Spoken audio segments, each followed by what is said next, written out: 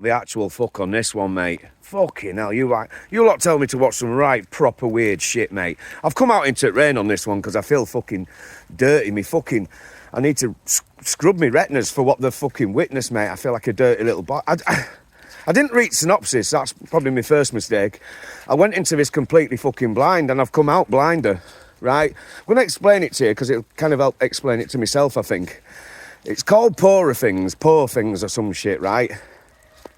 I'm sorry to Saltburn on this one because you might have been trunced at fucking weird fucking filmometer on this one. I'm going to hazard a guess. It's like someone said to Ron Jeremy, go fucking direct Frankenstein.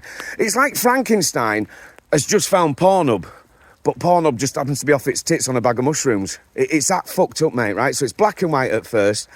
There is kind of a Dr. Frankenstein, which is Green Goblin, William Dafoe, and he's got all kinds of fucking slice marks all over his face. He's obviously put himself together. It's not your conventional Frankenstein, as we know it. So he's tried sort of putting a few fucking people together. It hasn't really worked. They're all sort of like licking windows and shit like that all over the shop. And then this chick jumps off a bridge, she's pregnant. So of course, what would you do? What would we all do? You'd take a baby out, take the baby's brain out and put it back into her head so that she then reanimates as her own child. What? What just happened there? Yeah, that's what happens, right? And that's just a normal part. That's a fucking easy part to get, right? And then when she's back animated, yeah, she's walking about like fucking Tin Man on crack. You know what I mean?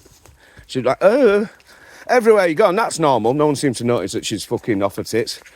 Her old husband finds her. That's Hulk. He wants to bum her again. What has happened, right, as she seems to have found a fucking lady cave, and she loves it. And she is fucking shoving zucchinis and fucking French, anything that'll go up into that fucking, you know what I mean, hole of fucking doom is getting filled, mate. And at any time, you know, she doesn't care if it's dinner or what, mate. She'll take anyone. She becomes a hooker because she just wants that fucking thing saucing. And there's all sorts of mutants going in there and fucking people licking, flicking like fucking Sabutio, mate, on acid. But she's naked throughout the whole film, mate. Literally. And it's not the most well-tended lady garden. I mean, you wouldn't be wrong in thinking one at fucking Jackson 5 who were walking along with her. But anyway, she's got it out and people are fucking in it every minute at film, really.